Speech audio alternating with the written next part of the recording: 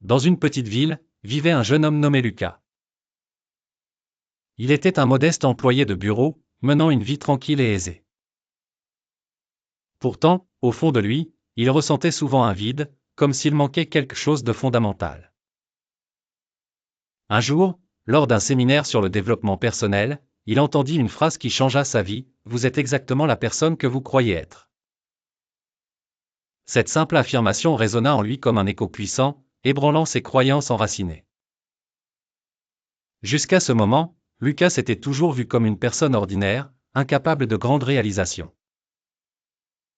Mais cette nouvelle perspective ouvrit une porte vers un monde de possibilités infinies. Inspiré par ces mots, Lucas décida de redéfinir sa perception de lui-même. Il commença à s'imaginer comme un génie créatif, capable de résoudre les problèmes les plus complexes et d'inventer des solutions innovantes. Chaque matin, il se répétait cette nouvelle croyance devant le miroir: « Je suis un créateur exceptionnel. » Peu de temps après, les changements commencèrent subtilement à se manifester dans sa vie quotidienne. Au travail, il proposait des idées novatrices qui reçurent l'approbation de ses supérieurs. Même en dehors de son environnement professionnel, il s'impliqua dans des projets artistiques et découvrit une passion cachée pour la peinture.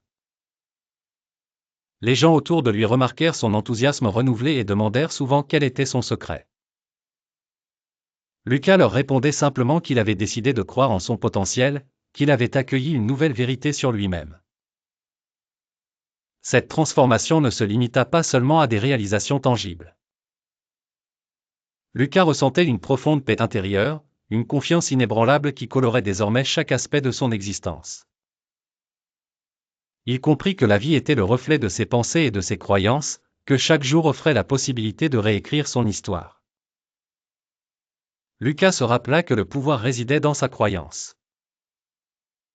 Plus il croyait en son potentiel, plus celui-ci se manifestait.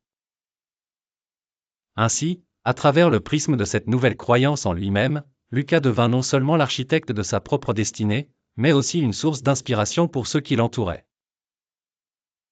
Démontrant que le pouvoir de la transformation réside entre nos mains, façonné par notre foi en qui nous choisissons d'être.